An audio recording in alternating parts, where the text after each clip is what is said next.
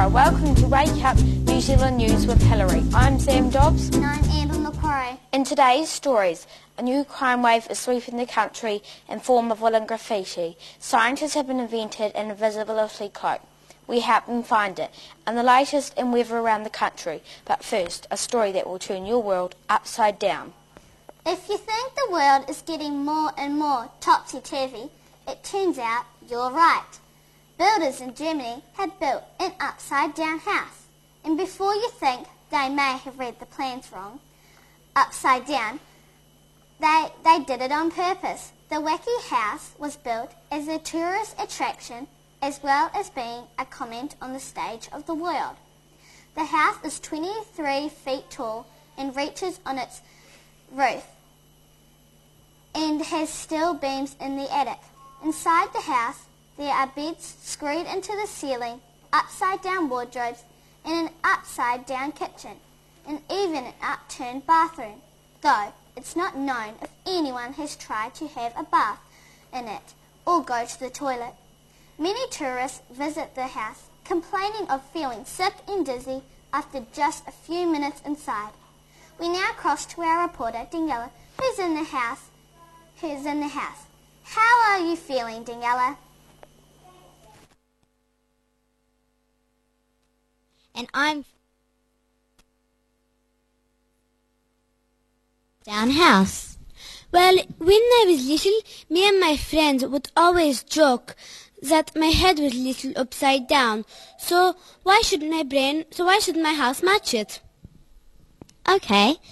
What comment do you feel the house makes about the state of the world? Well, I think that with everybody making bad decisions and all this economy and all that stuff, that the world's getting turned upside down. So why shouldn't the houses get done too? What are some of the challenges of living in a house where everything's upside down? Well, I keep stepping on the light bulbs, and tomorrow a man is coming in and to attach straps to the bed and also to the bath so I can use them. And this morning bacon fell on my head when I was cooking it for breakfast. But other than that, it's actually quite fun. Do you like living in an upside-down house? Well, it's a little hard to get used to the publicity and the tourists. But like I said before, my head's always been a little bit upside down, so now everything finally looks normal. Well, thank you so much for joining us. I'm Daniela for Wake Up New Zealand. Back to you, Sam, in the studio.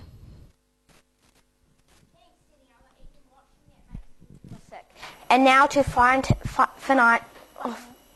news, to a quick look at the market. It's over to the finance analysts, Olivia and Nicole. How's the day's trading looking? Kia ora, everybody. Let's have a look at what's fresh in the stock market today. Cooking grease have gone through the roof as oil prices soar around the world. There is even some talk of a black market operating in this country run by grease rustlers who are stealing used cooking oil from fish and chip shops and fast food restaurants. Some experts are saying that any valuable used cooking oil should be collected and kept in the fridge. Also going up are shares in the new bacon-flavoured toothpaste created by an American company. Tired of that refreshing minty taste? Now your breath can be pork fresh, while your teeth get a dentist approved once over. That same company also makes bacon-flavoured dental floss, soap, bacon bandages, and even bacon air freshener. Is there anything bacon cannot do? So there you go. Invest in oil and pork. That seems to be the advice of most brokers today. This is making me a little bit hungry. Back to you in the news desk. Nicole, and now for a story that is truly out of sight. Look out, Harry Potter. The world of science is catching up to the world of magic. Scientists in Europe have created a 3D invisibility cloak, which can hide objects by bending light waves. It has been found that light can be controlled using special tiny crystals that makes objects disappear. So far, scientists have made small objects such as coins disappearing, but hope that it won't be long before they are hiding cars, planes, and even people. People have always dreamed of making themselves invisible. One top scientist says the possibilities are endless, and we're all very excited. However, since inventing the invisibility cloak, the scientists have been having trouble finding it. As soon as we put it down somewhere, it just disappears. The inventor of the cloak said it appears they are having trouble finding other things too, like their lunch, which they think may be underneath the cloak. But what would this invention actually be used for? Hoping to see through the reasons behind the invisibility cloak, here's our on-the-spot reporter, Amanda, with more on the story. Hello, I'm Amanda, and with me is Julia, one of the scientists behind the invisibility cloak. Hi Julia, and thanks for joining us today. What made you want to invent an invisibility cloak? On a sunny day, I was walking down to the shop to buy some eggs. My mum was doing the chicken dance, and I was so embarrassed and I wanted to cover her up, but I didn't know how, and then I thought of it. Can you show me how the invisibility cloak works? It works by a bending light wave. What do you hope the cloak will be used for? So people can put it on at school, and if you don't like the subject, you put it on and the teacher will not be able to find you. What is the downside of the invisibility cloak?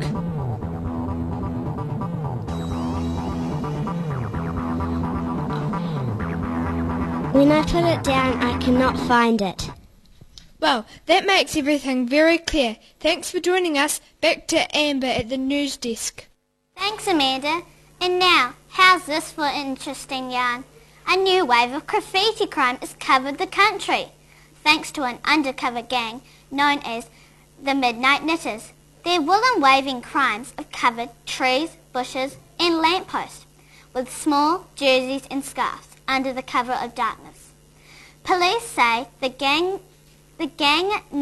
knitting action of the gang are illegal because their woolen crimes are being done on public property without permission.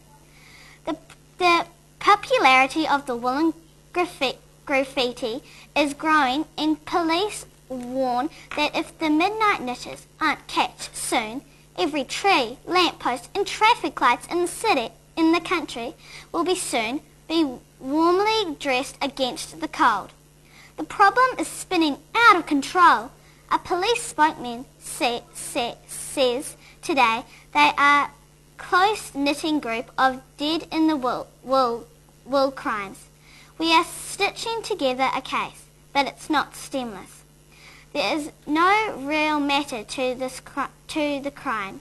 So far, the crime knitters have escaped areas and continue to pull the wool over the eyes of both the public and the police. We go now to our secret location with our investigator reporter. How has an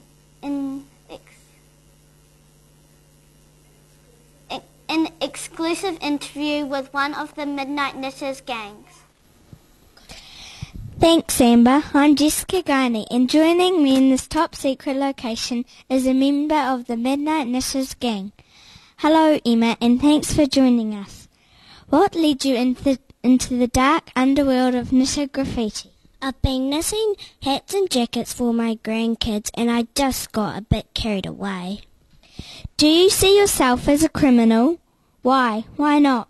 Not really, because my dad has sheep and it could increase the markets for wool. Apart from trees, lampposts and traffic lights, what else would you like to graffiti with your woolens? Teapot, heads, motorbike handlebars. That's all really. What steps are you taking to control your problem? I'm going to stop watching TV because it makes me knit more. Thanks for your time, Emma Sheen. of the Midnight Nishes gang. We now go over to Jessica Marshall with the weather update.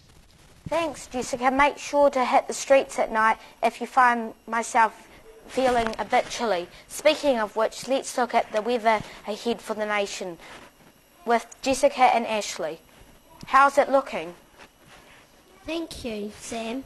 Let's have a look at tomorrow's weather. Starting in the far north, in Kaitaia, look out for some pretty flash flooding and raindrops as big as your head. If you're going outside, wear a hat. In Auckland, there will be a mix of fair conditions and unfair conditions, but those are the conditions and you'll just have to accept them. There will be no weather at all for the Bay of Plenty. It's taking a short holiday, but is expected to be back for the weekend. In Napier and Hastings, the weather will sometimes be changeable and sometimes not. We have really no idea what will happen there. In Taranaki, a mild depression brings it with a very dull day, and no highlights at all. It'll be overcast and gloomy all morning, but things should cheer up by the evening, so don't worry, everything will be fine. Wellington will have another capital day. There'll be no wind at all, and the conditions will be so pleasant they'll actually be extreme. In the top of the South Island, Kaikoura can expect a sunny, calm and beautiful conditions, except for tomorrow when the weather will be the worst you've ever seen. A real mix for Christchurch, which will have some unreasonable rainfall, some sensible wind, moderate thunderstorms and some very angry snow. And in the lower south, Dunedin, it will be frosty, cold and unfriendly until late morning when the sun will pop over for a visit. Everybody likes the sun. Well, that's all from us, but I'll see you all tomorrow. Back to you, Sam and Amber. Thanks, Jessica and Ashley. Looking like a killer day in the capital for tomorrow's World Cup match. Now, with a couple of minutes left in the show, it can only mean one thing. 2 minutes with Georgia.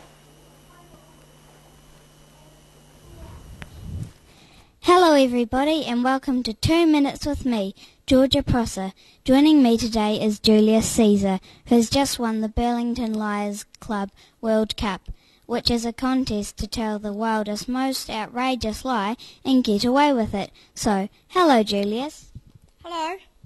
What was the lie you told to win the Lions World Cup? I went on a blueberry to the moon.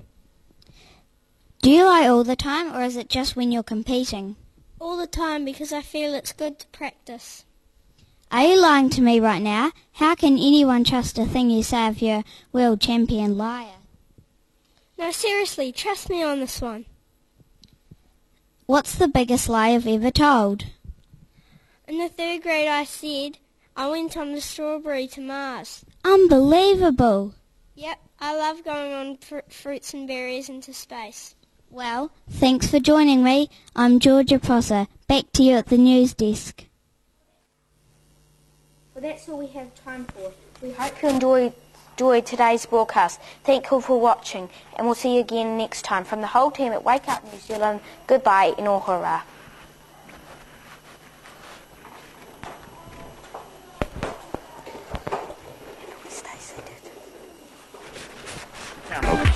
Okay.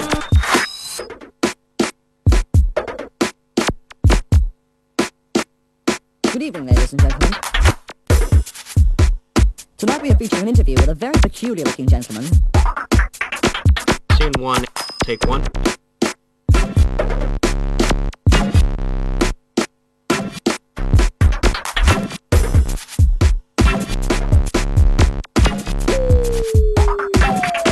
Scene 1, take 2.